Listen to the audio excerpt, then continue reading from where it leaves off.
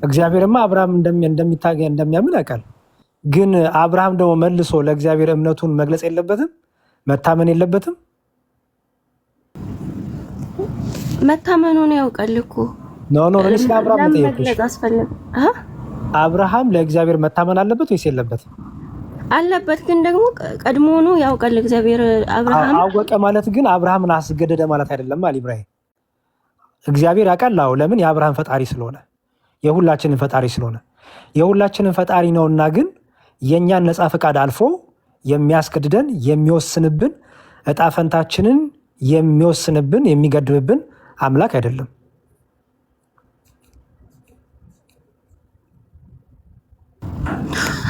እሺ፣ አብርሃም በግዴታ ነው ልጁን የሰዋው? ተገዶ ነው? አስገድዶት ነው እግዚአብሔር? አይደለም። አብርሃም ልጁን ወደ ሞሪያ ተራራ ሊያርድ ሲወስድ ተገዶ ነው? አይደለም። አብርሃም በዚህ ሁሉ ውስጥ ለእግዚአብሔር ምን መሆኑን ታያለሽ? ለእግዚአብሔር መታዘዙን አይደል? አዎ። እዚህ በአብርሃም መታዘዝ ውስጥ እግዚአብሔር አስገድዶት ነው ወይስ የአብርሃም ነፃ ፍቃድ ነው? የአብርሃም ነፃ ፍቃድ ነው። በጣም ጥሩ እኮ። ግን አሁን እዛ ድረስ መሄድ የለበትማ። እግዚአብሔር አሁን እያንዳንዷን ነገር ያውቃል። እያንዳንዷን አብርሃም የሚያደርገውን ያውቃል። ግን እዛ ድረስ መውሰድ አልነበረበትማ። ይሄንን ሁሉ እንትን ለማለት ነበረበት። ኢብራሂም ነበረበት። ለምን መሰልሽ የነበረበት? ይኸውልሽ በደንብ አስተዊ። አሁን የምናወራው እግዚአብሔር አለ፣ ደግሞ አብርሃም አለ። እግዚአብሔር ስንል የአብርሃም ፈጣሪ የሆነ ሁሉን አዋቂ የሆነ እዚህ ላይ ግልጽ ነው አይደለ? አብርሃም ደግሞ ፍጡር የሆነ ለአምላኩ መታዘዝ ያለበት አይደል? እሺ፣ አምላኩ መጥቶ የአብርሃም አምላክ ምን አለው? ከቤቱ ጣለው፣ ወጣ፣ ልጅን ሰዋልኝ አለው አይደል? እሺ፣ አብርሃም እምቢም እሺ ማለት ይችላል አይችልም? ይችላል። ነፃ ፍቃድ አለው። ለምን እሺ አለ? ተገዶ ነው እሺ አለው? አይደለም። ለምንድን ነው እሺ አለው?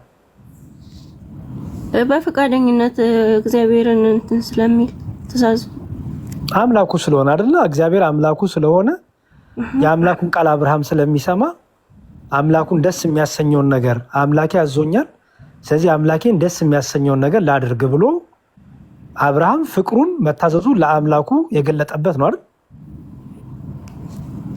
አዎ። በጣም ጥሩ።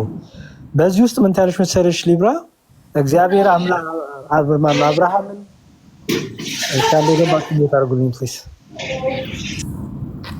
እሺ፣ አብርሃምን እግዚአብሔር ልጅህን ሰዋልኝ ሲለው እግዚአብሔር የአብርሃምን የፍቅሩን ብርታት፣ ጽናት፣ የእምነቱን ጥንካሬ እግዚአብሔር ያይ ዘንድ አብርሃምን ይህን ጠየቀው። እግዚአብሔር አብርሃምን ሁለት ያለ ምን ጠየቀው? አብርሃም ነፃ ፍቃድ ስላለው አብርሃም ነፃ ፍቃድ ያለውና ሙሉ ሰው ስለሆነ እግዚአብሔር አብርሃም መጥቶ ምን አለው? ልጅህ ይስሐቅን ሰዋልኝ አለው።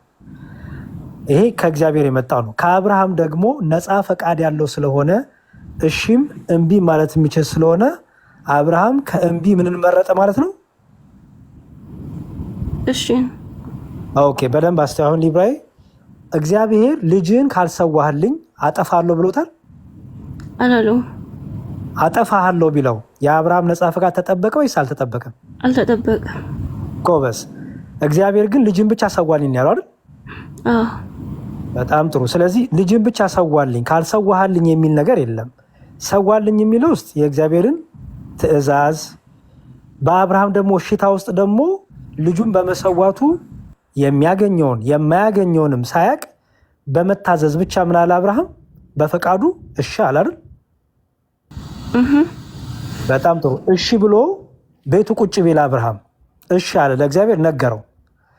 በቃ እሺ አለና ቤቱ ቁጭ አለ አብርሃም። ልጁንም አልሰዋም፣ ልጁንም ለመሰዋት ምንም አላደረገም። ታዘዘ አብርሃም? አልታዘዘም። ለምሳሌ እኔ አንቺን የሆነ ነገር አርግልኝ አልሽኝ። ኦኬ፣ ወይ ባልና ሚስት ናችሁ ልበል። የሆነ ነገር አርግልኝ አልሽ፣ እሺ አለሽ አይደል? ኦኬ፣ ለአንቺ ፍቅር እንዳለው የሚታወቀው እሺ ብቻ በማለቱ ነው ወይስ እሺ የሚለውን በተግባር ሲያደርግልሽ ነው? በተግባር ሲያደርግልኝ። በተግባር ማድረጉ ለምን አስፈለገው? አንቺ አስገድደሽ ነው? አይደለም። ስለሚወድሽ፣ ስለሚታዘዝሽ፣ ስለሚያከብርሽ አይደል? አንቺን ደስ ለማሰኘት አይደል? አዎ በጣም ጥሩ። ልክ ይሄን ነው አብርሃም ያደረገው። እግዚአብሔር አምላኩን ደስ ለማሰኘት ትእዛዙን ጠበቀ።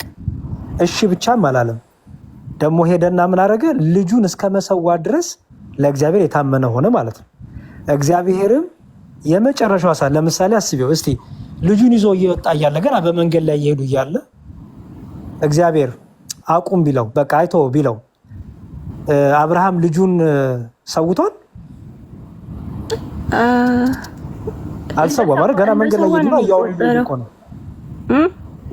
ገና እኮ መንገድ ላይ እየሄዱ እያወሩ ነው አይደል እኮ እየሄደ ስለሆነ ያው ሊሰዋው አይደለም የሚሄደው።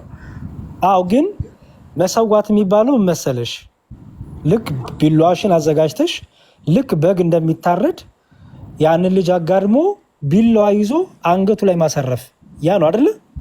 አዎ ያን እስኪያደርግ ድረስ እግዚአብሔር ዝም ብሎታል። ለምን?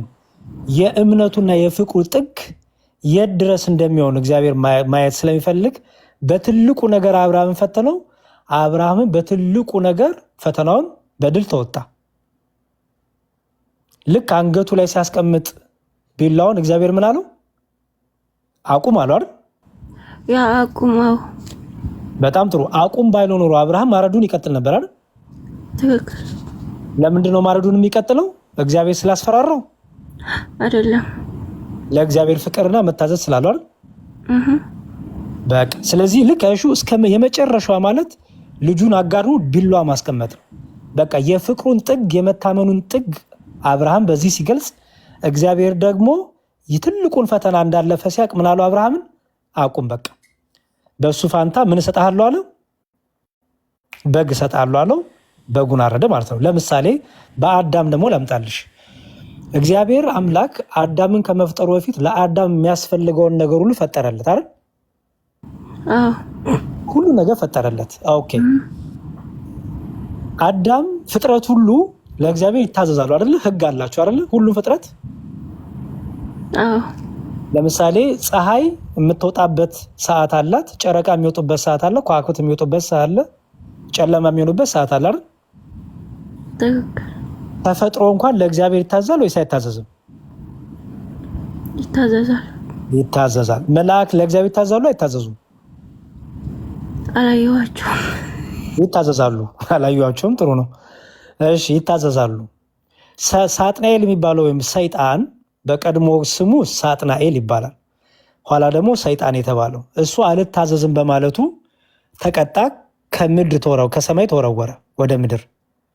ምን በማለቱ? አልታዘዝም በማለቱ። ስለዚህ መላእክትም ህግ አላቸው፣ ፍጥረት ሁሉ ህግ አለው። እሺ አዳም ደግሞ የተፈጠረው አዳም ህግ ያስፈልገዋል አያስፈልገውም? እኔ እንጃ። ችግር የለውም ያስፈልገዋል። ምክንያቱም ፍጥረት ሁሉ ህግ አላቸው። አዳምም ደግሞ ፍጥረት ነውና ህግ ያስፈልገዋል። ህግ የሚያስፈልገው ለአዳም ለምንድን ነው? አዳምን ስላለው ነፃ ፈቃድ ስላለው ኦኬ ለአምላኩ መታመኑና መውደዱን መገዛቱን አዳም ማሳየት አለበት አይደል? አለበት።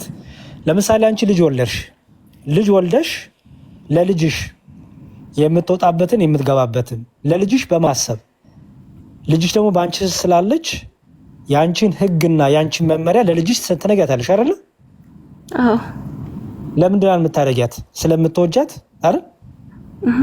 እና ደግሞ ከክፉ ለመጠበቅ ቀጥሎ ደግሞ እሷ ደግሞ ለአንቺ ያላትን የልጅን የእናትነት ፍቅር እንድታሳይሽ አይደል? እስቲ የምትወጂኝ ከሆነ ይሄን አርጊቴ አይደለ? ጎበዝ። ልክ እንደዛ ሁሉ እግዚአብሔርም አዳምን ከፈጠረው በኋላ ከኔ ጋር እሺ፣ ኮመንት ላይ ያለውን ታዩ። ከኔ ጋር እሺ ሊብራ አዳምን ከፈጠረው በኋላ አዳም ምን አለው? በገነት ያለውን ሁሉ ብላ አለው። ግን አለው አንድ ዛፍ ግን አለች፣ እሷን ዛፍ ደግሞ እንዳትበላ፣ ከበላ ትሞታለህ ብሎ ነገረው። አሁን በደንብ አስተውይ ሊብራ። እግዚአብሔር ያቺ ዛፍ ምን ትሰራለች? በዛፎቹ መካከል ህግ ትባላለች። አይ በዛፎቹ መካከልም አልነበረች፣ ለብቻ የነበረች ዛፍ ናት። እግዚአብሔር ደግሞ ዛፊቷ የት እንዳለች ምን እንደሆነችም ነግሮታል። አዳም ቢደብቀው ኖሮ ባይነግረው ኖሮ አስተውይ፣ ቢደብቀው ባይነግረው ኖሮ ማን ነበር ተጠያቂው?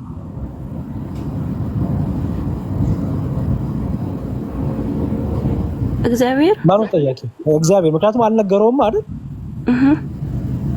አውቆ ሆን ብሎ አዳም እንዲስትና እንዲሳሳት ዝም ካለው እግዚአብሔር ማን ነበረ በመሳቱ የሚጠየቀው? አዳም ማነው? ሶሪ እግዚአብሔር ነበር መጠየቅ ያለበት። እንትን አሁን ያቺ ዛፍ ነፃ ፈቃዳቸውን እንትን የምትልበት ናት። ያቺ ዛፍ ማለት ናት። ጎበዝ፣ ህግ ናት። ዛፍማ ዛፍ ናት። ምንም ከዛፍ የተለየ ፍጥረት የላትም። ዛፏም ዛፍ ናት። ያቺ ፍሬዋም ፍሬ ናት። የጸበለስ እንትኗ ፍሬዋም ፍሬ ናት። ኦኬ። ግን ምንድናት መሰለሽ? በእግዚአብሔርና በአዳም መካከል ህጉን ለመጠበቁ ትእዛዙን ለመጠበቁ ምንድናት? ምልክት ናት። ገባሽ? ኦኬ። ስለዚህ እግዚአብሔር ምን አለው? አዳምን ነገረው። ምክንያቱም ህግ ተነግሮሽ የምትፈጽሚው እንጂ ሳይነገርሽ በድብቅ ተደብቆሽ ካጠፋሽ በኋላ የምትቀጭበት አይደለም። ስለዚህ እግዚአብሔር ምን አለው? አዳምን ሁሉን ነገር ግዛ፣ ሁሉን ነገር አድርጋለሁ፣ ግን አንዲት ነገር ግን እንዳታረጋለሁ። ኦኬ። እሱ ምንድነው አለው? ክፉ ዛፍ አለች፣ እሷን ክፉ ዛፍ ከበላ የሞትን ሞት ትሞታለህ ብሎ ያችን ክፉ ዛፍ ነገረው። ያውቃል እኮ እያንዳንዷን ነገር እኮ ያውቃል እግዚአብሔር። ሆነ አቅም መቻልኩኝ እኔ ግን እግዚአብሔር ማወቁ ግን ያንቺን ነፃ ፍቃድ የሚያልፍ የሚያስገድድ አይደለም። ማወቁንማ ላንቺም ነገረሽ እኮ። አሁን ለአዳም እኮ ማወቁን ነገረው። ምን ብሎ ነገረው? እንዳትበላ ብሎ እኮ ነገረው አይደል? እንዳትበላ ከበላ ትሞታለህ አለው። ሰው አሁን አዳም ምን ሊሆን ነው ማለት ነው? ህግ ተሰጠው ማለት ነው አይደል? እሺ አዳም ይሄ አልተነገረውም ልበልሽ። ምንም አልተነገረውም። እግዚአብሔር ዝም አለው። አዳም እንደሚበላ እያወቀ እግዚአብሔር ዝም አለው። ዝም አለው ያልኩሽ። ሄዶ አዳም በላ። ከዛ እግዚአብሔር መጥቶ ቢቀጣው እግዚአብሔር ትክክለኛ ወይም ፌር የሆነ ዳኛ ነው ማለት ይቻላል?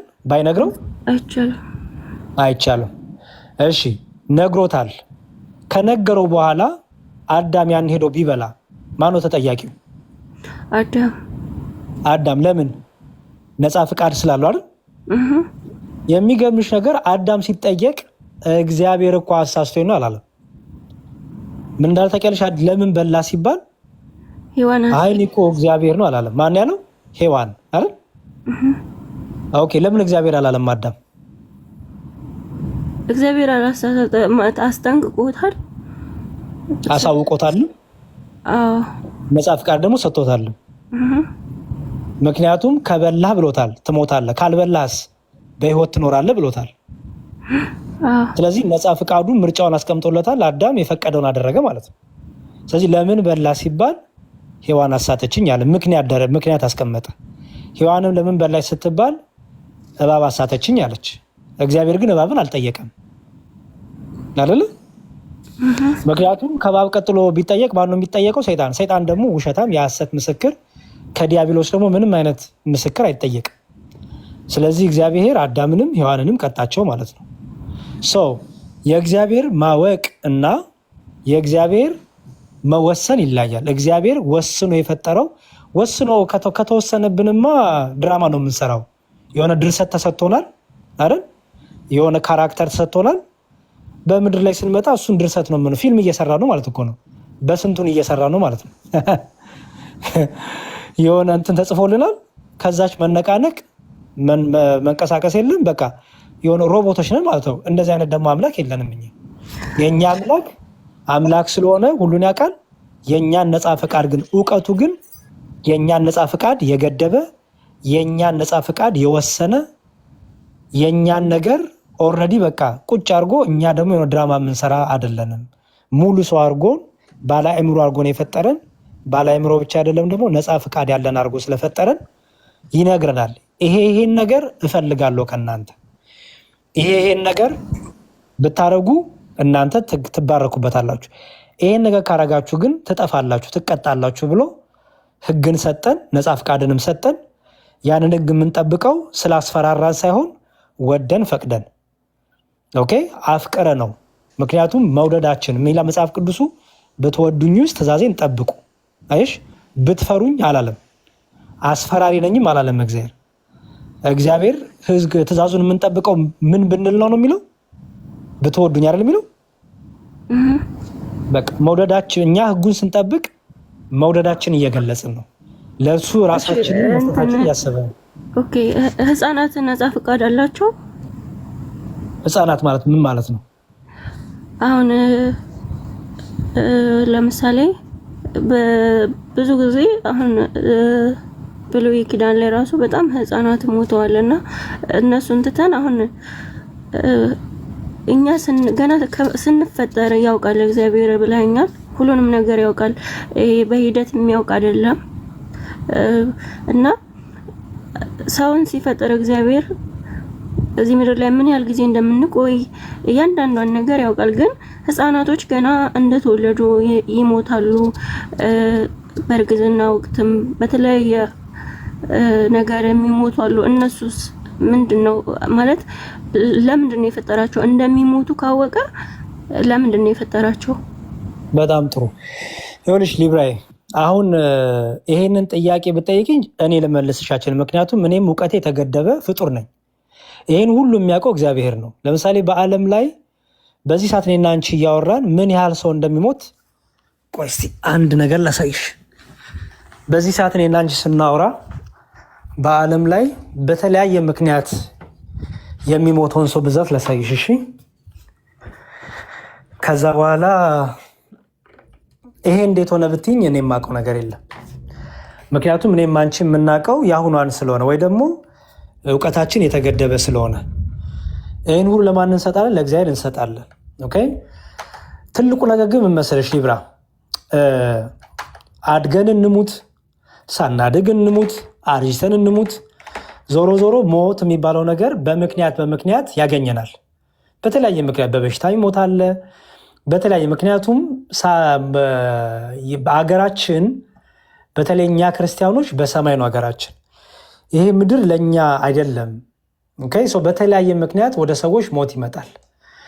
እነዚያ የሞቱ ሰዎች ነፍሳቸው እንዴት ነው የምትሆነው ካልሽኝ፣ በተለይ የህፃናቱን ምናምን እንደዚህ የማናቃቸውን ከኛ አቅም በላይ የሆኑትን ለማን ነው የምንሰጠው? ለእግዚአብሔር ነው የምንሰጠው። አንፈላሰፍም እኛ ባይዘወይ፣ ምክንያቱም አማኞች ነን። አማኝ በጭንቅላቱ አይደለም አምላኩን የሚመዝነው። ይሄ እኮ ፍልስፍና አይደለም። ተፈላሰፍሽ አላልኩሽም እኮ እያዳመጥሽ ሊብራይ፣ አንቺን እያልኩ አይደለም። አሁን እንደ አማኝ ስትጠይቂ እንደ አማኝ ነው መልስልሽ። የሚሞቱ ሰዎች ወዴት ይገባሉ ብዬ እኔ ጨንቆኝ አያውቅም፣ ራሴም ጠይቄ አላውቅም። ምክንያቱም ምንድነው መሰለሽ ይሄን ነገር ኤክሴፕሽናል ነገሮች፣ ከኔና ከአንቺ አይምሮ በላይ የሆኑ ነገሮች፣ ምንም እኔና አንቺ ልንደርስባቸው የማንችላቸውን ነገሮች ጥያቄ ጠይቀን ልንመልስ የማንችላቸውን ነገሮች ለማን እንሰጣለን? ለእግዚአብሔር እንሰጣለን። እኔ የማውቀው ምንድነው መሰለሽ፣ ለምሳሌ ምን ታውቃለህ ብትይኝ፣ እኔ የማውቀው አንደኛ መጀመሪያው በህይወት ያሉ ሰዎች እድሜና ጊዜ ተሰጥቷቸው ያሉ ሰዎች እንዴት መኖር አለባቸው፣ እንዴት መመላለስ አለባቸው ብትይኝ እሱን አውቃለሁ።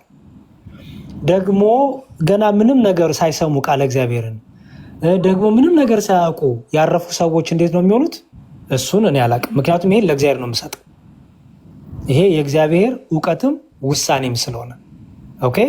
ለምሳሌ እኔ ሊንዳ ማናት ሊብራዬ አሁን ሚስቴ እርጉዝ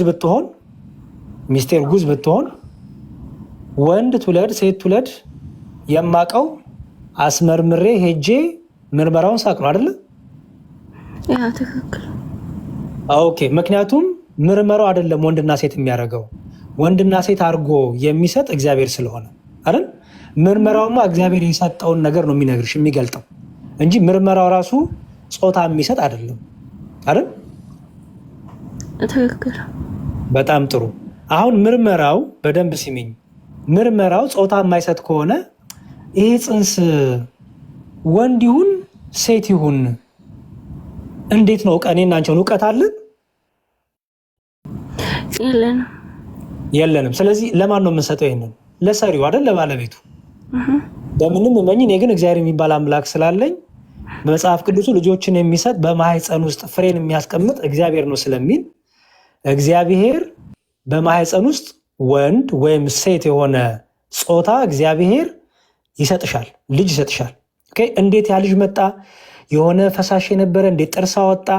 የሆነ ደም የነበረ እንዴት ፀጉር አወጣ? አጥንት አወጣ ብትይኝ መልሳለሽ? መልሳለኝ? የለም። የለም። ስለዚህ ለማን ነው የምንሰጠው? ለእግዚአብሔር ነው የምንሰጠው። ልክ እንደዚህ ሁሉ ለሌላም ደግሞ ጥሩ ምሳሌ ልስጥሽ። ቲክታክ ስከፍቺ ሊብራ እንደዚህ ቃለ እግዚአብሔር ለመነጋገር ነው የከፈትኩት ብለሽ አስበሽ ታውቂያለሽ? አይደለም ግን ይኸው ቃለ እግዚአብሔር እየሰማሽ ነው አይደል? ኦኬ። በአንድም ሆነ በሌላ መልኩ የእግዚአብሔር ቃል ይደርሳል። ኦኬ። በአንድ አሁን እዚህ ጋር 331 ሰው እየሰማን ነው። 331 ሰው ወይ አስቦበት ይሁን ወይ ሳያስበው ወይ ፈልጎቱን ወይ ሳይፈልገው ቃለ እግዚአብሔርን እየሰማ ነው። ክርስቲያንም ይሁን አይሁን የክርስቲያኖችን ትምህርት ግን እየሰማ ነው አይደል? ኦኬ። ይሄን እሰማለሁ ብሎ ፕላን አውጥቶ እቅድ አውጥቶ ነው ጠዋት የተነሳው ወይ ሲተኛ የተኛው? በቃ አሁን እተኛለሁ ጠዋት ደግሞ ያሬድ ሊብራ ቤት ገብቶ ያስተምራል ብሎ ነው የተኛው ሰው? አይደለም። እሺ፣ እግዚአብሔር ባወቀ በብዙ መልኩ እኛ ባላሰብነው እሱ ባወቀ ግን በብዙ መልኩ ይናገረናል። ከዚህ በኋላ ቃሉን ከሰማን በኋላ እንዴት እንኑር እንዴት እንሁን የኛና የእግዚአብሔር ጉዳይ ነው የሚሆነው። ምክንያቱም አሁን እኔ ቃሉን ነገርኩሽ። ቃሉን ይዘሽ እንዴት ትኑር ያትኑር የማውቀው ጉዳይ የለም እኔ። ኦኬ።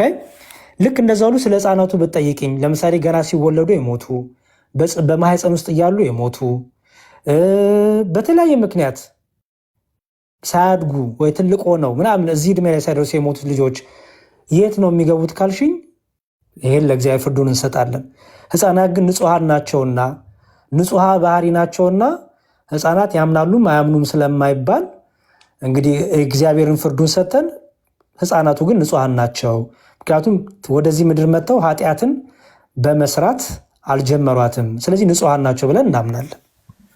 ኦኬ። የሚሞቱበት ምክንያት የተለያየ። ለምሳሌ እኔ በምን እንደሞት አላውቀውም። ሊብራ ታውቂያለሽ በምን እንደምትሞች? አላውቀውም። በቃ ልክ ሲደርስ ነው የምናውቀው። በቃ ግን መሞታችን አይቀርም። በተለያየ መልኩ ሰዎች ወደ እግዚአብሔር ይሰበሰባሉ፣ ይጠራሉ። በተለያየ እድሜ በህፃንነት የሚጠሩ አሉ፣ በጎልማሳነት የሚጠሩ አሉ፣ በስተርጅና የሚጠሩ አሉ እኮ። ግን አሁን እግዚአብሔር እኮ እኛን የሰው ልጅ የተፈጠረው ለምንድን ነው? የሰው ልጅ እኛ የተፈጠርነው ለምንድን ነው? የእግዚአብሔርን ክብር እንዲወርስ መንግስተ ሰማያት ለዘላለም ህይወት ነው ብቻ የተፈጠረው። አላማው የሰው ልጅ የመጨረሻ ግቡ ይሄ ነው። እግዚአብሔር እንዲያመሰግን እንዲወስድ ነው ወይስ ክብሩን እንዲወርስ የተዘጋጀለትን ክብር የዘላለም ህይወት እንዲወርስ? እኛ የሰው ልጆች እኛ ሰዎች ስለተፈጠረን እርሱ ክብሩን ይወርሳል። ኖ እኛ የተፈጠርንበት የሰው ልጅ ሲጀመር አዳም የተፈጠረበት ትልቁ ዓላማ ህያው ሆኖ ለዘላለም አምላኩን እያመሰገረ እንዲኖር ነበረ። እንዲሞት አልተፈጠረም አዳም። ኦኬ። ህጉን ቢጠብቅ ለዘላለም ህያው ሆኖ ሊኖር፣ አልጠብቅም ካለ ግን ወደ ራሱ ሞት አመጣ። ይኸው የሞት በእድሜ መገደም መጣበት። ያ ባህሪ ደግሞ እኛ ይዘን ተወለድን ከአዳም። ስለዚህ አሁንም ለምንድን የተፈጠርከው ካልሽኝ እኔ ኮንዶሚኒየም ልገነባ፣ መኪና ልገዛ፣ አሪፍ ሱፍ ልለብስ፣ አሪፍ ክትፎ ልበላ አልልሽም። ምክንያቱም እነዚህ ሁሉ ቀሪ ስለሆኑ በስባሽ ፈራሽ ስለሆኑ። ስለዚህ እግዚአብሔር እኛን የሚፈጥርበት ትልቁ ዓላማ ጽድቁንና መንግስቱን እንድንወርስ የዘላለም ህይወት እንድናገኝ ነው።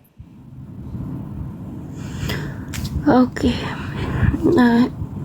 ጨርሻለሁ። ግን ያው ባውቅ ደስ ይለኛል። ህፃናት ለምንድን ነው የሚሞቱት? ንጹህ እንደሆነ አውቃለሁ። ምክንያቱም እዚህ ምድር ላይ ገና እንደተወለዱ ራሱ የሚሞቱ ገና ተረግዘው አክሲደንት የሚሞቱ በተለይ አሉና ስለነሱ አለማወቅ ከባድ ማለት ምንም እኮ ለምንድን ነው የፈጠራቸው? ነፃ ፈቃድ አይባል ነፃ ፈቃድ ብታቂ ምንም ላንቺ የሚጠቅምሽ ነገር የለም። ባታቂም የሚጠቅምሽ ነገር የለም፣ የሚጎላሽ ነገር የለም። ብታቂም ምክንያቱም አንቺ እንኳን እነሱን ልትጠብቂ አይደለም አንቺ ራሱ በምን እንደምትሞች እኮ አላቅም አልሽኝ አይደል? እኔማ እኮ በምን እንደምሞት አላቅም፣ ግን እኔ አሁን ኖር ያለው እዚህ ምድር ላይ ምክንያቱም የተፈጠርኩበት ዓላማ የሆነ ዓላማ አለኝ። ምንድነው የተፈጠርሽበት ዓላማ? አንቺን የፈጠረሽ አምላክ ለምን የፈጠረሽ አላውቅም፣ ግን እኔ ኖር በቃ። ስለዚህ ይኸውልሽ ሊብራይ አሁን እሱ ነው የሚቀር። መጀመሪያ አንቺን ዓላማ እናፈላልግሽ አመስሽም ያንቺን ዓላማ እናፈላልግሽና እናገኘው። ከዚህ አንቺን ዓላማ ካገኘን በኋላ ደግሞ ቀጥሎ ደግሞ አሁን እኮ ያንቺን ዓላማም ሳታቂው ለምን እንደተፈጠረሽ ሳታቂው ህፃናቱ የተፈጠሩት ለምን ሞቱ ወደሚል ጥያቄ መጣሽ። ትልቁን ጥያቄ ራስሽን ነገር ሳታቂ ማለት ነው።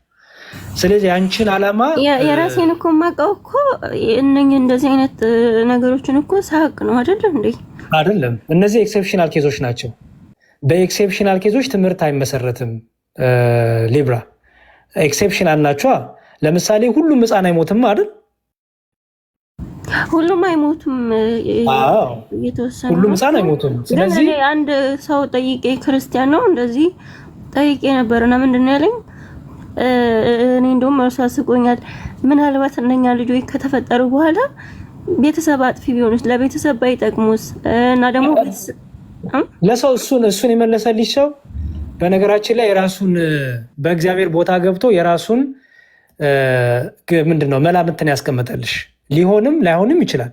ይህን ሁሉ ግን ስለማናቅ ለማን ነው የምንሰጠው? ለምሳሌ በምን ትሞቻለሽ ብልሽ በመኪና ሊሆንም ይችላል፣ በበሽታ ሊሆንም ይችላል። አይ የሆነ ሰው በጩቤ ወግቶ ሊሆን ይችላል።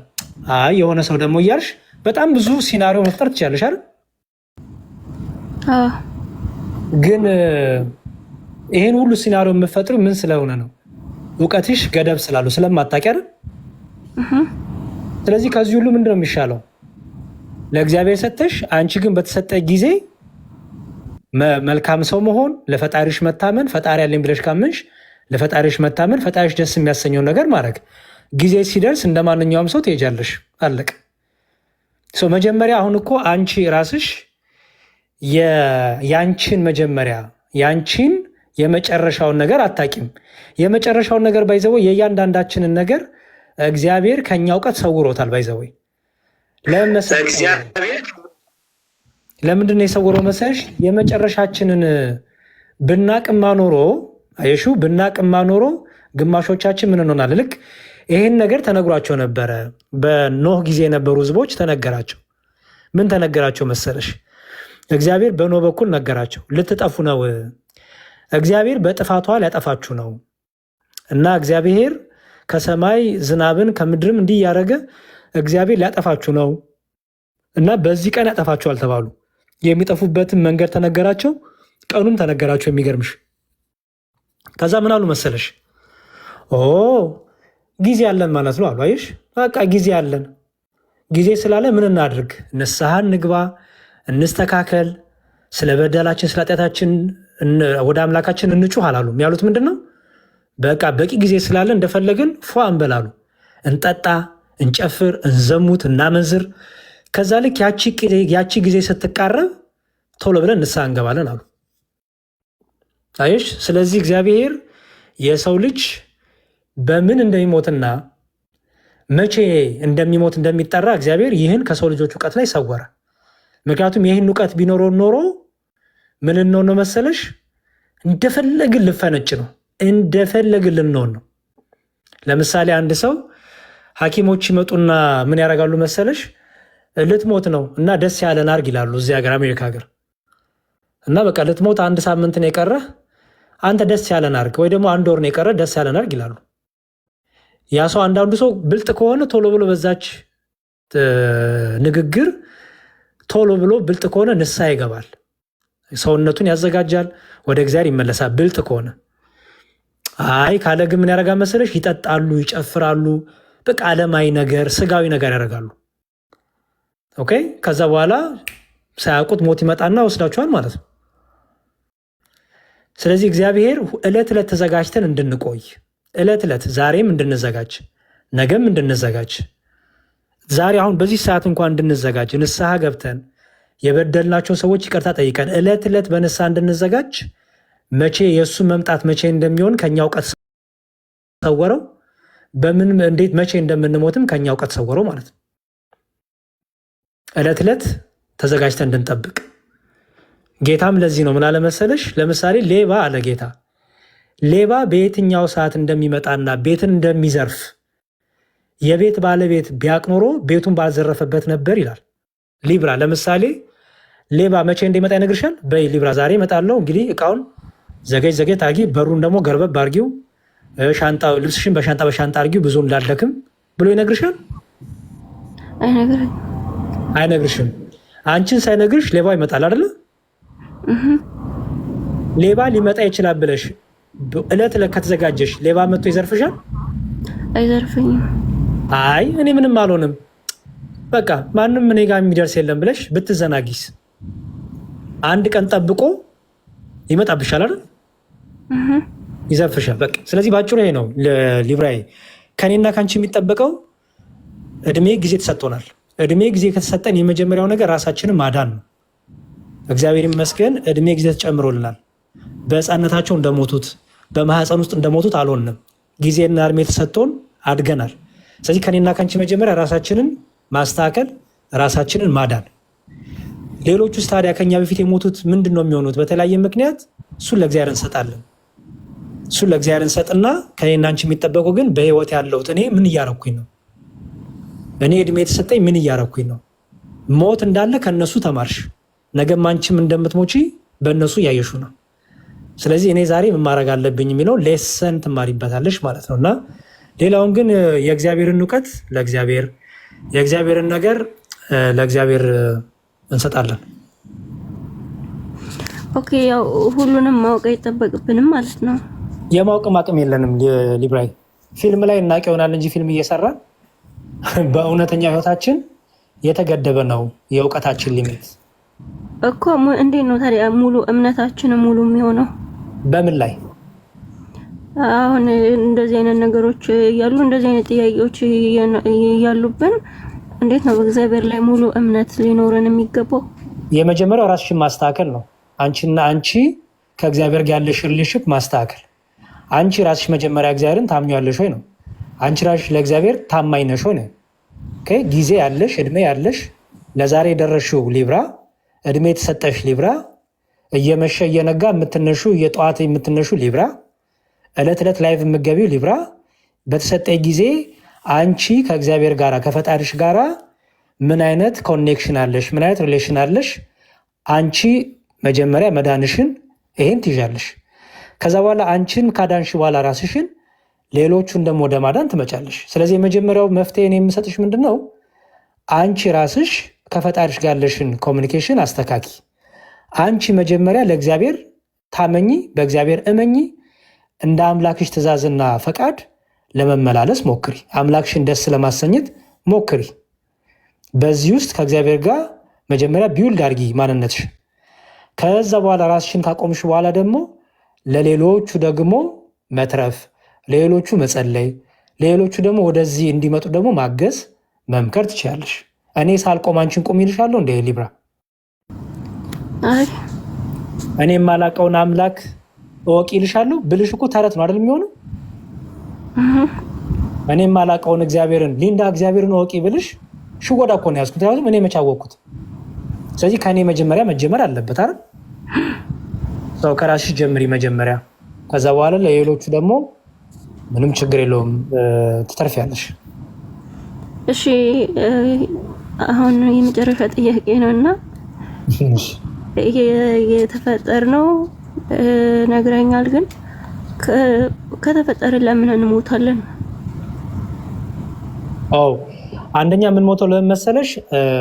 በምድር ላይ አይደለም የኛ ህይወት፣ በምድር ላይ አይደለም የኛ ህይወት። ስለዚህ ይሄ ስጋ በስብሶ ይቀራል። በአዲስ አካል በአዲስ ሰውነት እንነሳለን። እሺ ይሄ ሰውነታችን ይበሰብስና መጽሐፍ ቅዱስ እንዲህ ይላል። ለምን መሞት እንዳለብን ላሳይሽ።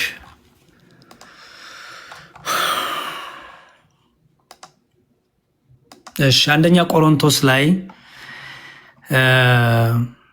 ምዕራፍ 15 ላይ እንዲህ ይላል። የመጀመሪያው ሞት በማን መጣ ይላል? ሞት በሰው በኩል ስለመጣ ይላል። በአባታችን አዳም በኩል ሞት መጣ ገባ ወደኛ። ከዛ ደግሞ ትንሣኤ ደግሞ በማን በኩል አገኘን? በክርስቶስ በኩል አገኘን። አሁን መሞት ያለብን ለምንድን ነው መሰለሽ? ምን ይላል? ሰው ሙታን እንዴት ይነሳሉ? በምንስ አይነት አካል ይመጣሉ? የሚል ይኖራል። አንተ ሞኝ፣ አንተ የምትዘራው ካልሞተ ሕያው አይሆንም። የምትዘራው ስንዴ ቢሆን ከሌላም አይነት የአንዱ ቢሆን ቅንጣት ብቻ ነው እንጂ የምትዘራው የሚሆን አካል አይደለም። ስንዴ ሲዘራ አይተሽ ታውቂያለሽ? ሊብራ ገጠር ምናምን አድርገሻል እንዴ? አላደኩ። እሺ ከተሜ ነሻ። በቆሎ ሲዘራ አውቃለሁ። ቤቱን እንዘራለን። እሺ ስንዴ ሲዘራ መጀመሪያ የተዘራው ስንዴ ይበሰብሳል። ኦኬ የተዘራው ስንዴ ይበሰብስና አዲስ አካል ይዞ ነው የሚነሳው። ገባሽ? ያ የተዘራውን አይደለም ይዞ የሚነሳው። የተዘራው ይበሰብስና ይፈርስና ይሞትና ከዛ አዲስ አካል ይዞ ነው የሚነሳው ማለት ነው። ከዛ ሁሉም ይላል ይኸው ስጋ ሁሉ አንድ አይደለም አይደል? የሰው ስጋ ግን አንድ ነው አለና ሰማያዊ አካል አለ አላይሹ? ሰማያዊ አካል አለ፣ ምድራዊ አካል አለ። ነገር ግን የሰማያዊ አካል ክብር ልዩ ነው፣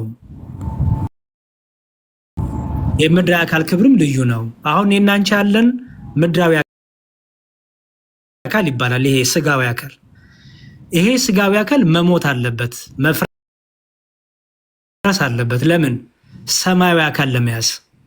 ከሞት በኋላ ሲነሳ በትንሣኤ ጊዜ ይሄንን አካል ይዘን አንነሳም። እኛ ክርስቲያኖች አሁን ያለን አካል የሚራብ የሚጠማ ከወንድ ከሴት ጋር የሚተኛ ምናምን ነው የሚወልድ።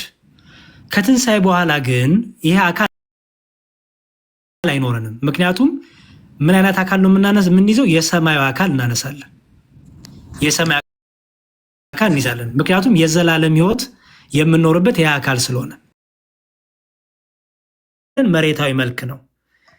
ደግሞ ሰማያዊ መልክ ደግሞ እንለብሳለን። ወንድሞቼ ይህን እላለሁ፣ ስጋና ደም የእግዚአብሔርን መንግስት ሊወርሱ አይችሉም። የሚበሰብሰውም የማይበሰብሰውን ያወርስ። አይሹ መሞት ያለብን ለምንድን ነው? የዘላለም ሕይወት በስጋና ደም ይዘን አንገባም፣ አናገኝም። ምክንያቱም የስጋና ደም የሚበሳጭ፣ የሚደክም፣ የሚተኛ፣ የሚርበው፣ ከሴት ከወንድ ጋር የሚተኛ ኦኬ ብዙ ነገር የያዘ ባህሪ ያለው ነው። ይሄንን ወደ ሰማይ ይዘን አንሄድም ክርስቲያኖች እኮ። ግን ስለዚህ ምን አለ? እሺ በዛ ስንኖር ምን አይነት አካል ይዘን ነው የምንነሳው? ሰማያዊ አካል። ሰማያዊ አካል ማለት የማይራብ የማይጠማ፣ ሴት ወንድ የማያስፈልገው፣ መተኛት፣ መራብ፣ መጠማት፣ መድከም የሌለበት ልክ እንደ መላእክት ዕለት ዕለት እግዚአብሔርን ማመስገን ብቻ ስራችን የሆነበት። ለምሳሌ መላእክት አይራቡም አይጠሙም አይደል? አያገቡም። መላእክት እንትን ፍጡር አይደሉም አይደል? አይታዩም። ፍጡር ናቸው ግን እነሱ ስጋዊ አይደሉም ነው። ኦኬ አዎ እንደኛ አይደሉም ግን መንፈስ ናቸው፣ አይታዩም። ረቂቃን ናቸው፣ እኔነት ግን አላቸው። አዎ ረቂቃን ናቸው፣ እሳታዊና ንፋሳዊ ባህሪ አላቸው። ማለት በጣም የሚያበሩ ስለሆኑ በእሳት ይመሰላሉ፣ በጣም ደግሞ ረቂቃን ስለሆኑ በንፋስ ይመሰላሉ። እንደኔና እንዳንቺ ስጋዊ አይደሉም። ኦኬ ግን እዚህ ምድር ላይ ያለነው ትውስታችን በዛ አለ ብሎ ነገር የለም። ትውስታ ለምሳሌ እዚህ ኮንዶሚኒየም ኖርሽ በዛ ስቴጂ ኩይ ፈጨል ያለው ኮንዶሚኒየም እያልሽ አታስብ። እንደዛ የሚባል ነገር የለም። በቃ ስጋ ይሁንልሽ። ስጋና ደማዊ አሁን ያለን ነገር ወደ ሰማይ ሲሄድ አይቀጥልም ባጭሩ።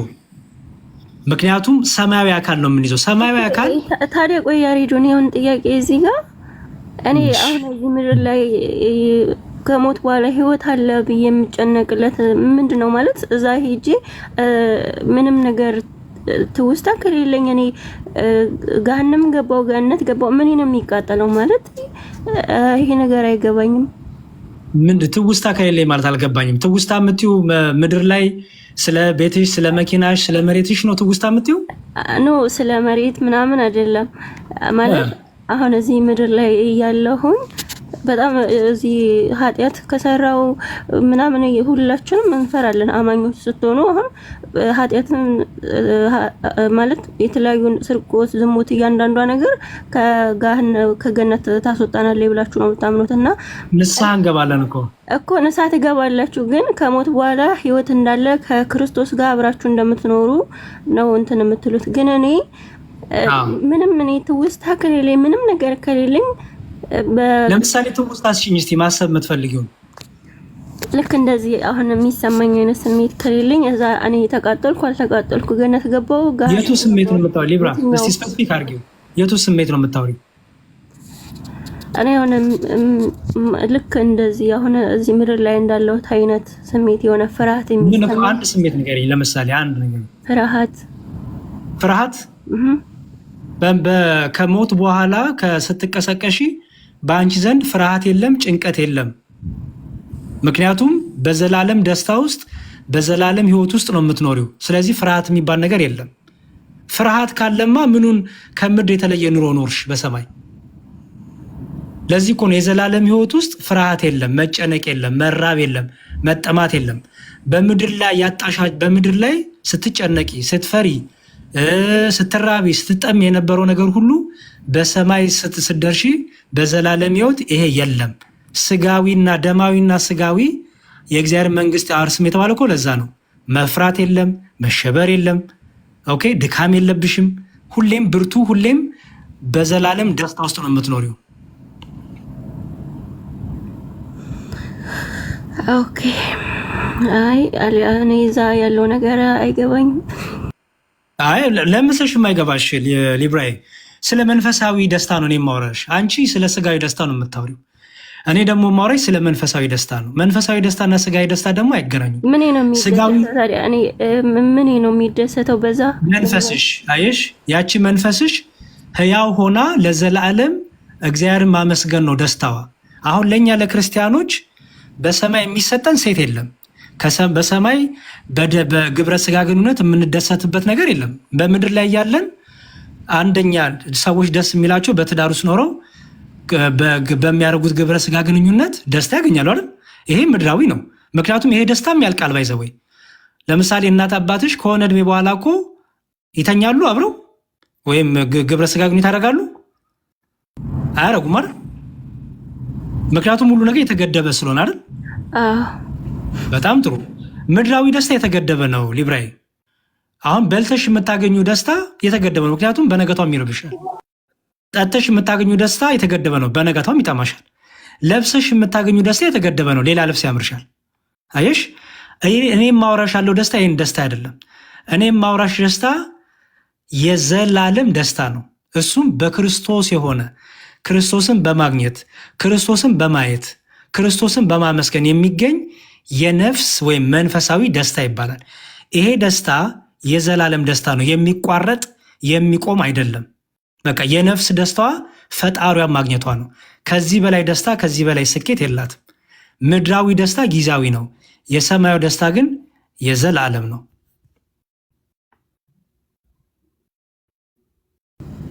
ኦኬ ተረድቻለሁ።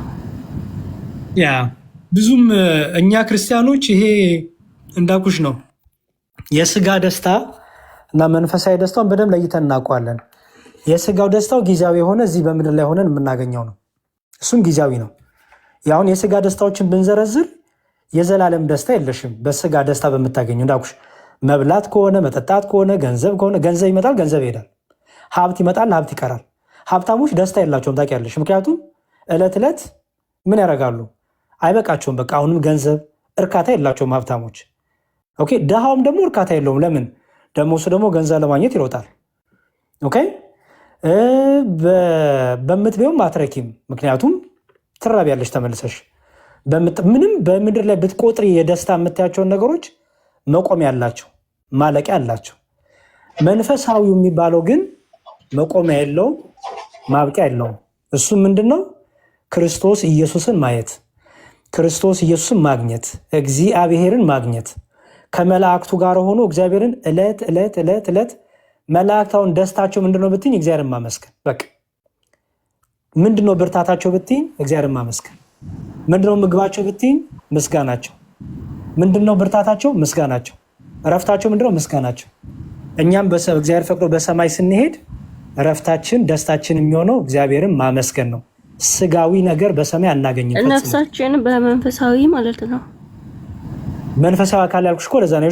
መንፈሳዊ አካል የተባለው ለዛ ነው። ይሄ ከሞት በኋላ ነፍስ ምንድን ናት ማለት? ነፍስ ምንድን ናት ማለት?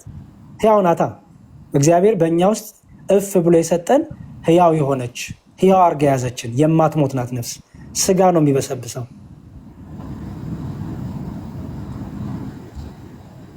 ኦኬ ነፍስ አትሞትም። ነፍስ የሚሞት ባህሪም የላትም ሲጀመር። ነፍስ ህያው ናት፣ አዋቂ ናት፣ ተናጋሪ ናት። ይሄ ደግሞ የሚቆም አይደለም። አዳምን ለምንድን ነው አፈር ነህና ወደ አፈር ትመለሳለህ ያለው? ኦኬ እሺ፣ አዳምን ለምንድን ነው አፈር ነው ወደ አፈር ትመለሳለህ ያለው መሰለሽ? ምን ብሎት ነበረ? ትሞታለህ ከበላህ ብሎት አልነበረ? ስለዚህ ህያው ሆኖ ፈጥሮት ሳለ አዳም ግን ትእዛዙ ስላልጠበቀ ተመልሰህ ትሞታለህ፣ የእድሜ ገደብ ይኖርብሃል እያለው ነው ማለት ነው።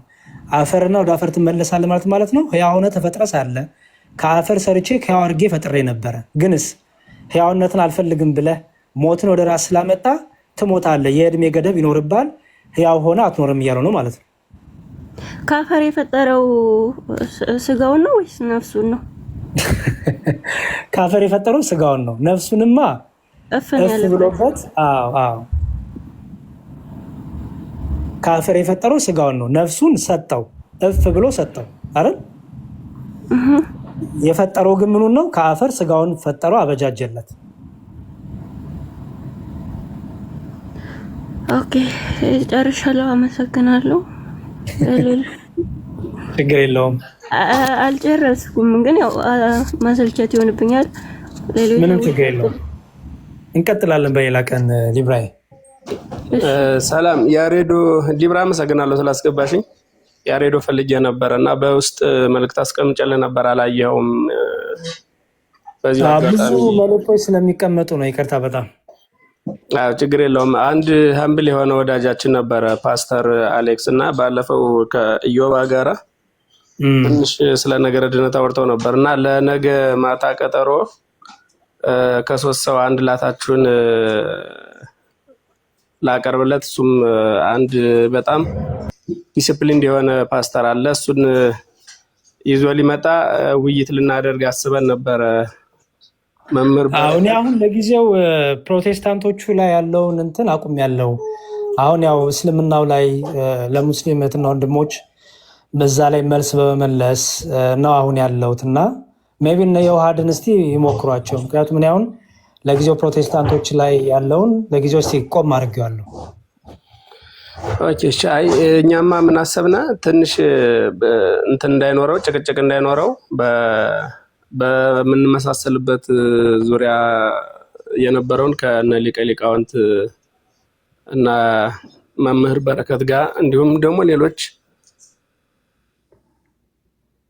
ኢዮባን በነበረበት ጊዜ ውይይት አድርገዋል። ግን አሁን ደግሞ በልዩነት ሲወራ ትንሽ ሀምብል የሆነ ሰው ያስፈልጋል፣ ጨዋ እና በዛ መልኩ አንተ ወይ ዮሐድ ወይ ደግሞ መምህር በረከት በዚህም ላይ እንዲሳተፍ ለማድረግ ፈልገን ነበረ።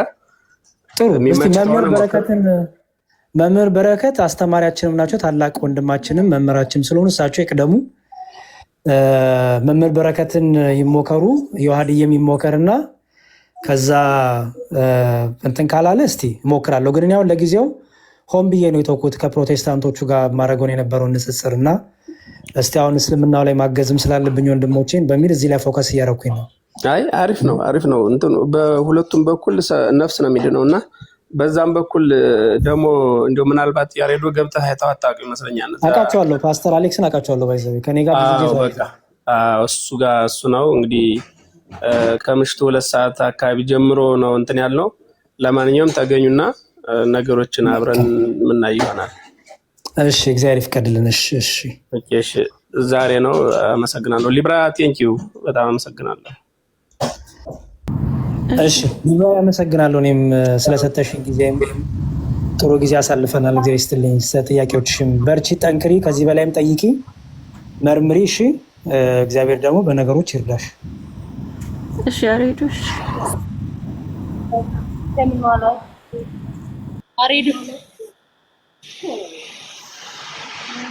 ያሬዶ እኔ ነው። አቤት። አዎ አንተ ሰላም ነው? አዎ ደህና ነኝ። ደህና ነኝ አይደል? እግዚአብሔር ይመስገን። አይ በዚሁ በጣም ነው ማከብረው፣ በጣም ነው ማመሰግነው። ከትምህርቶች ሙሉ በጣም ነው የምወዳቸውና ያው ባንተ ላይቭ በምትገባበት ሰዓት ለመግባት በጣም ነው የምሞክረው፣ ግን ያው አልቻልኩም። ዛሬ አጋጣሚ ስላገኘሁህ በጣም ደስተኛ ነኝ። ያው ስራ ቦታ ስለሆንኩ ነውና በዚሁ ትምህርት መሃል አንድ መዝሙር ዘምሬላችሁ በወጣ ደስ ይለኛል። እኔን ለምን የፈለግሽኝ? እኔማ አክብሮቴን ልገልጽልህ ነው። በጣም ደስ ብሎኛል። ትምህርቶች በጣም ነው የምወዳቸው። አንተ ጋር በአገልግሎት እንደዚሁ ምናምን ለመግባት ሞክሬ ነበረ፣ ግን አይመችም። ብዙም እንትን ሰው ስላለ አንተ ጋር ለመግባት አልቻልኩም። ኦኬ እሺ። የሆነ የሚረብሽ ድምፅ አለ። አንዴ እሺ ሚውት አድርጊልን። አይ መልካም። ስራ ቦታ ስለሆንኩኝ ነው። ጥሩ እሺ፣ ሚውት አድርጊልን። ቆይ የሚረብሽ ድምፅ ስላለ ጥሩ እሺ። በጣም አመሰግናለሁ። እግዚአብሔር እኔም አንቺንም ያበርታን። የቤቷን ባለቤት እንግዲህ አስፈቅጃት። ሊብራ ክርስቲያንም አይደለችም ሙስሊም አይደለችም። ገና ኮምፓስ ላይ ናት፣ እየፈለገች ነው ኮምፓሷን ተክላ። ስለዚህ እንግዲህ የቤቷን ባለቤት ማስፈቀድ ነው። አሁን ያው የክርስቲያኖች ቤት ስላልሆነ የእሷንም ፍላጎት ማለፍ መጫንም የለብንም። እሷን ማስፈቀድ ይኖርብሻል። እኔ ግን መውጣት ስላለብኝ እንዲያው ፍቀዱልኝ ፕሊዝ። በሌላ ቀን ፎሎ አድርጌሻለሁ። እኔ ቤት ደግሞ መተሽ እንደዘምር ያደርጋለሁ። እሺ እሺ። በጣም ይቅርታ አድርጉልኝ። እንግዲህ ተሰማለን። እናመሰግናለን። የአገልግሎት ዘመኖችን ይባርክ። አሜን አሜን። ይበቃታል። እሺ ሮቤልን ሰላም ልበለው። በጣም ቆይቷል ካገኘሁት እና ሮቤል መዝሙር ያሬድ ተገናኝተን አቀል አይደል? ሮቤል ትንሽ ቆይቷል በጣም ግን እና ጥሩ ኮንቨርሴሽን አልነበረንም መሰለኝ። አይ መንበር ያ አንዳንዴ ይፈጠራል። አዎ ይቅርታም ጠይቄያለሁ አይደል? አይገስ አይደለ? ይዛለትም ወይስ አይ ችግር የለም። እኔ ብዙም እንትን አይደለም። ያ አንዳንዴ ይፈጠራል። ችግር የለም። አይ ይቅርታ ጠይቄያለሁ ወይስ አልጠየኩም? አይ ዶንት ኖ እኔ አልነበርኩኝም፣ ግን ያው ይቅርታ ትዝ ካላለ ይቅርታ አልጠየኩም ማለት ነው። ወንድም አለምዬ በጣም ይቅርታ፣ በጣም ይቅርታ። ኧረ ችግር የለም። እኔ ለራሴ ጥቅም ነው ይቅርታ የምልህ ባይዘቤ ሮቤል። እኔ በእያንዳንዱ ነገር በይቅርታ ውስጥ የሚገኝ ከእግዚአብሔር የሚገኝ ጸጋ እንዳለ አምናለሁ። የነበረን ምንም ጥፋት አጥፍተ ወይ አጥፍቼ ሳይሆን ኮንቨርሴሽናችን ትንሽ ሞር ኢሞሽናል የሆነ ምናምን ነበረ እና በጣም ላገኝ ይፈልግ ነበረ። መቼ ነው አግኝቼው በቃ ይቅርታ ምልል ነበረ። ስለዚህ ይቅርታም እንዳላልኩት እዝ ካለ አላልኩም ማለት ነው እና በጣም ይቅር በለኝ ወንድም። ችግር የለም ችግር የለም። እሺ አመሰግናለሁ። በቃ ጥሩ። ፕሮፋይልን ስለማረሳው ነው እንደዚህ አይነት ዳቦ የት ነው የሚገኘው ስለማስብ አልቀያየርኩም። ለዛ ነው። እሺ ዩኒክ የሆነ ፕሮፋይል ላይ መልካም። እሺ እሺ መልካም። ታንኪ በጣም እሺ። ሊብራ ያመሰግናለሁ። እሺ ጎብሽ፣ ጠንክሪ፣ በርቺ። እሺ ያሬዶ በጣም ነው የማመሰግነው። አላሰለችሁም ብዬ አምናለሁ። እኔ ኧረ ተይ ሊብራ፣ እኔና አንቺ እኮ በውስጥ ስንት የታገልን ሰዎች ነን አይደል? ስለዚህ ኦኬ እሺ እሺ፣ ምንም ችግር የለውም። ምን አይሰለቸኝም። ሞር ጥያቄዎቹ እየበሰሉ የሚመጡት ሞር ሲመለሱ ነው። ስለዚህ በምንም መልኩ ስትጠይቂ እኛ አስተካክለንም ሆነ አቃንተን መመለስ የእኛ ግዴታ ነው። መጠየቅ በጣም ኢንካሬጅ የሚደረግ ነገር ነው። ቀጥይ፣ ጠይቂ፣ ችግር የለው። ያ አንዳንዴ ግን መዝሙር ያሬድ አሁን እንደዚህ ጥያቄ ሲመለስ አንዳንድ ጊዜ ከአእምሮ በላይ የሆኑ ነገሮችን ይሄ የእግዚአብሔር ስራ ነው ተብሎ ሲመለስ ደስ ይላል። ለምሳሌ ቅድም እንደጠየቀች ለህፃናት ሞት ስጠይቅ ይሄ የእግዚአብሔር ስራ ነው አይነት አሁን ከዚህ በፊት ስለገጠመኝ ነው። አሁን ህፃናት በጣም በሚያሳዝን ሁኔታ በአጥንት ካንሰር የሚወለዱ አሉ፣ በልብ በሽታ የሚወለዱ አሉ፣ መቋቋም አይችሉትን ስቃይ ይዞ የሚወለዱ አሉ። እና ዘን ይህንን ጥያቄ ለምን ፈጣሪ ይህን አደረገ ስል በእናትና አባት በሰሩት ኃጢአት ነው የሚሉ አይነት አንዳንዴ ለመስማት የሚደብር አይነት መልስ የሚሰጡ አሉ። አንዳንድ ጊዜ ከእናንተ አእምሮ በላይ የሆነ ጥያቄ ከሆነ እንደዚህ አይነት ይሄ ለእግዚአብሔር ነው የምንሰጠው ብላችሁ ተው እንጂ እኔ የእግዚአብሔር ጠበቃ ነኝ አይነት መልስ ባትሰጡ ጥሩ ነው ለማለት ነው። እዛ ነው እሱን ለመናገር ነው። ምን አይነት ባህሪ ያለ መሰለ፣ እኛ ኢትዮጵያን እንደታዘብኩት ከኔም ጭምር አናቅም ማለት ሞታችን ነው። በቃ ውርደት ይመስለናል።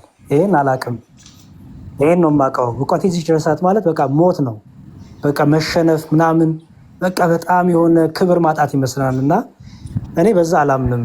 የእግዚአብሔርን ለእግዚአብሔር እሰጣለሁ፣ እማቃትን ደግሞ ጥቂት ነገሮችን ደግሞ እችን አካፍላለሁ። እና የእግዚአብሔር የሆነውን ሁሉ ለእግዚአብሔር ሰጥቼ ለእግዚአብሔር የምትሆ ነገር ነው። እና እኔ ለሁላችሁም ለሌሎቻችሁም ፕሊዝ የሰው ልጅ የተገደበ እውቀት ደረጃና የተገደበ የማወቅ ስጦታ አለው። መንፈስ ቅዱስ ሲረዳችሁ ሁሉን እንድታዩ፣ ሁሉ እንድትረዱ፣ ሁሉ እንድሰሙ ያደርጋችኋል። ለሁሉ ግን ደግሞ የሚሰጥ አይደለም ይሄ ጸጋ። በጣም በመንፈሳዊ ሕይወት ሲበረታ ከሚገኘው ጸጋ አንድ ነገር ምንድን ነው? እግዚአብሔር የወደፊቱን የሚያሳያል፣ ለሰዎች የሚያደርግበትን መልኩም ይገልጥላቸዋል። ይሄ ግን ጸጋ መንፈስ ቅዱስ ለምሳሌ ጴጥሮስ በቤቱ ቁጭ ብሎ እነዛን ባልና ሚስት በቤታቸው ተማካክረው ቆይ ይሄን ገንዘብ እናስቀር፣ ይሄን ገንዘብ ደግሞ ይዘን እንሂድ እያሉ ተንኮል ሲመካከሩ ጴጥሮስ እነሱ ጋር መሄድ ሳያስፈልገው የተለያየ ቦታና ቤት ውስጥ እየኖሩ በርቀት እየኖሩ ጴጥሮስ ግን ቤቱ ቁጭ ብሎ ይሄን ነገር ያዳምጥ፣ ይሰማ፣ ይመለከት ነበር። በምን ጸጋ እግዚአብሔር በስቶለት መንፈስ ቅዱስ ገልጦለት። ስለዚህ ልክ ሲመጡ ሊሸውዱት ሞከሩ ጴጥሮስ። ከዛ ምን አላቸው? በቤታችሁ የተመካከራችሁትን እኮ አውቄያለሁ፣ የእግዚአብሔር መንፈስ ልታታልሉ ለሞከራችሁ አላቸው። ስለዚህ መንፈስ ቅዱስ ከገለጠ ብዙ ነገር ይገለጣል። ካልሆነ ግን ባለቤቱ የእውቀት ሁሉ ባለቤት ሆኖ ለእግዚአብሔር ሰጠን፣ ይሄ እግዚአብሔር ነው ብለን ማለፉ በጣም በጣም ትክክለኛም ክርስቲያናዊ ህይወት ነው። እና ሮቤልዬ አይ ቲንክ ጥሩ ፖይንት ነው የሰጠህን፣ ለሁላችንም ትምህርት የሚሆን ነው። እና አመሰግናለሁ ሊብራይ፣ እግዚአብሔር ይስጥልኝ ሁላችሁንም። ሰላም እግዚአብሔር ከኔም ከእናንተ ጋር ይሁን። አሜን አሜን። እናመሰግናለን። ደክሞታል፣ በቃ ይተኝና በቃ ለሌላ ቀን ደግሞ ሌላ ቤት ደግሞ እንገናኝ ይሆናል፣ አይታወቅም። ብዙ ሰው ሼር ያደርጋል ያለው እና እሺ፣ አንዴ ወንድሜ ላስቸግር።